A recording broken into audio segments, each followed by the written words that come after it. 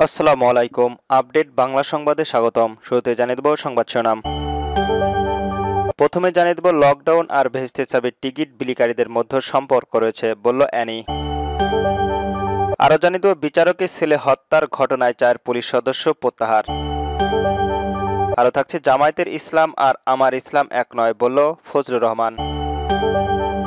সর্বশেষ জানিয়ে দেব পুলিশকে কামড়ে পালালেন ছাত্রদলের নেতা। শুনছিলেন সংবাদ শিরোনাম, এবার বিস্তারিত।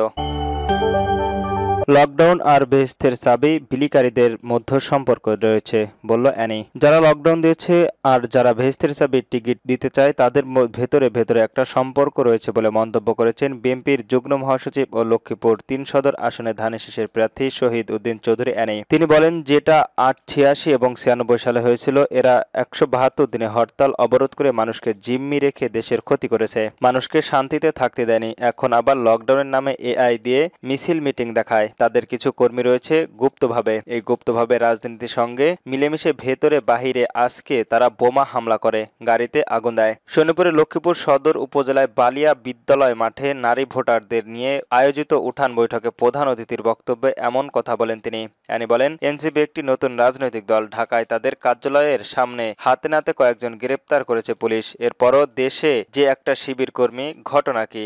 গভীর ষড়যন্ত্রী দেশের বিরুদ্ধে নির্বাচন যেন না হতে পারে, তারা নির্বাচনকে বাধাগ্রস্ত করতে চায়, নির্বাচনকে বাধাগ্রস্ত দিতে চায়, কারণ তাদের কাছে পরিসংখ্যান রয়েছে, হিসাব রয়েছে। নির্বাচন হলেই গণমানুষের দল আসবে, নির্বাচন হলে বিএনপি আসবে, নির্বাচন হলে জিয়ার দল আসবে, তারেক জিয়া আসবে। তাদের এটা ভালো লাগে না, তাদের পছন্দ না, তারা গুপ্ত রাজনীতি করে। তিনি আরো বলেন, ওই ইসলামিক দলকে বলবে নতুনভাবে বাংলাদেশ গড়ার চিন্তা করেন, বাংলাদেশের সেনমাটিকে ধারণা করেন, সাধারণ মানুষের পাশে দাঁড়ান, গুপ্ত রাজনীতি করবেন না, স্বচ্ছ রাজনীতিতে আসেন, অপব্যাখ্যা দেবেন না, অপপ্রচার করবেন না। তিনি আরো বলেন, হাসিনা ফ্যাসিস্টের বিরুদ্ধে লড়াই করেছিল, সংগ্রাম করেছিল। 28 অক্টোবর 10 ডিসেম্বর এই দেশে কার কি ভূমিকা ছিল সেটা মানুষ দেখেছে। আপনাদের অনেকেই সিনিয়র নেতা বিভিন্নভাবে সাজাপ্রাপ্ত হয়েছিল, অনেকেই সিনিয়র নেতার ফাঁসির মঞ্চে ঝুলেছে। সেই দিকগুলি বিবেচনা করে স্বচ্ছ রাজনীতিতে আসুন। স্বচ্ছ ভোটারদের মাধ্যমে জনগণ যাকে ভোট দেয় তাকে আদর্শ ভিত্তিক ও প্রেসিডেন্ট জিয়াউর রহমানের দর্শনের আলোকে আমরা আদর্শ ভিত্তিক। এ সময় বাংলাদেশ ফুটবল ফেডারেশন সহ-সভাপতি ওহিদুর উদ্দিন চৌধুরী হ্যাপি, জেলা বিএনপির সদস্য হাফিজুর রহমান, নিজাম উদ্দিন ভূঁইয়া, চন্দ্রগড় থানা বিএনপি মহাসচিব বিল্লাল হোসেন, সাধারণ সম্পাদক এমন ইউসুফ ভূঁইয়া, জেলা মহিলা দলের সভাপতি, এছাড়াও অন্যান্য প্রমুখ উপস্থিত ছিলেন। বিচারকের ছেলেকে হত্যার ঘটনায় 4 পুলিশ সদস্য প্রত্যাহার। রাজশাহী মহানগর দায়রা জজ মোহাম্মদ আব্দুল রহমানের ছেলে তৌসিফ রহমান তৌসিফকে হত্যা ও স্ত্রী তাহমিনা নাহারকে লুকিয়ে হত্যা চেষ্টার ঘটনায় 4 পুলিশ সদস্যকে গ্রেপ্তার ও প্রত্যাহার করা হয়েছে। শনিবার 15 নভেম্বর তাদেরকে সাময়িক বরখাস্ত করে পুলিশ লাইনে যুক্ত করা হয়েছিল। দায়িত্বে অবহেলা অভিযোগে তাদের প্রত্যাহার করা হয়েছে। রাজশাহী মহানগর পুলিশের মুখপাত্র উপকমিশনারের গাউজির রহমান বিষয়টি নিশ্চিত করেছেন। প্রত্যাহার করা পুলিশ সদস্যরা হলেন রাজপাড়া থানার উপপরিদর্শক আবু শাহাদাত, কনস্টেবল আব্দুস সবুর, মাহফুজুর রহমান ও মিন্টু সর্দার। জানা যায়, ঘটনার একদিন পর পুলিশ হেফাজতে হাসপাতালে চিকিৎসাধীন হত্যা মামলার আসামি মিলন মিয়া ভিডিও বার্নার রেকর্ড করে সামাজিক মাধ্যম সহ বিভিন্ন গণমাধ্যমে ছড়িয়ে দেওয়ার অভিযোগে আরপিএম কমিশনার মোহাম্মদ সাবু সুফিয়ানকে শোকজ করে তাকে সশরীরে আদালতে জবাব দিতে তলব করা হয়েছে। পুলিশ কমিশনারকে আদালতে তলবের ঘটনায় পুলিশের ভেতরে চাঞ্চল্যকর ছড়িয়ে পড়েছে। রাজশাহীর মেডিকেল কলেজ হাসপাতালে আসামি লিমান পাহারায় নিয়োজিত রাজপাড়া থানা পুলিশের একজন উপপরিদর্শক ও 3 কনস্টেবল সহ মোট 4 জনকে দায়িত্বে অবহেলার অভিযোগে সাময়িক দরখাস্তের পর তাদের পুলিশ লাইনে ক্লোজ করা হয়েছে। তাদের বিরুদ্ধে অধিকতর তদন্ত রয়েছে এবং বিভাগীয় মামলার প্রতিক্রিয়া শুরু হয়েছে।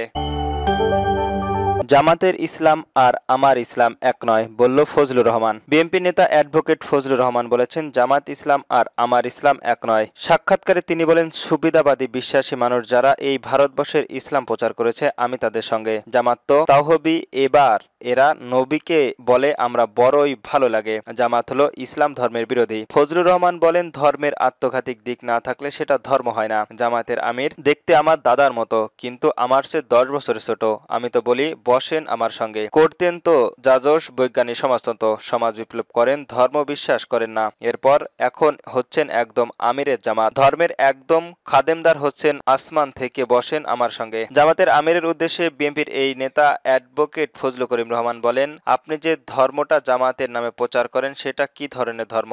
দেখি আপনি বসেন আমার সঙ্গে। আল্লাহ আমাকে পীর, আউলিয়া, কুপ্তব, দরবেশের দোয়া দিয়েছেন। হযরত শাহজালাল, শাহপরানের দোয়া আমি পেয়েছি। বিএনপির এই নেতা আরো বলেন, বললেন, মারফত না থাকলে, তদ্রিক না থাকলে ইসলাম ধর্ম কি করে হয়? আপনি তো মাফরত তদ্রিক মানেন না, জামাত তো মানেন না, শরিয়াত নিশ্চিত কালিমা, নামাজ, রোজা, হজ, জাকাত, কিন্তু আপনি বিশ্বাস করতে হবে যে আমার নবী বোরাকে গিয়েছিল। আপনাকে বিশ্বাস করতে হবে নবী হল খতিবুন্নি, দুনিয়ায় সর্বশেষ নবী, পৃথিবীতে নূরের নবী। এটা আপনাকে বিশ্বাস করতে হবে। যদি বিশ্বাস না করেন তাহলে বলেন নবী আমাদের মতোই মানুষ হলেই হবে না। নবীর উপর কোরআন নাজিল হয়েছে। জামায়াতের ইসলাম হলো সূরা নূর ইসলাম, আর আমার ইসলাম হলো হযরতের মুহাম্মদ সাল্লাল্লাহু আলাইহি সাল্লামের ইসলাম।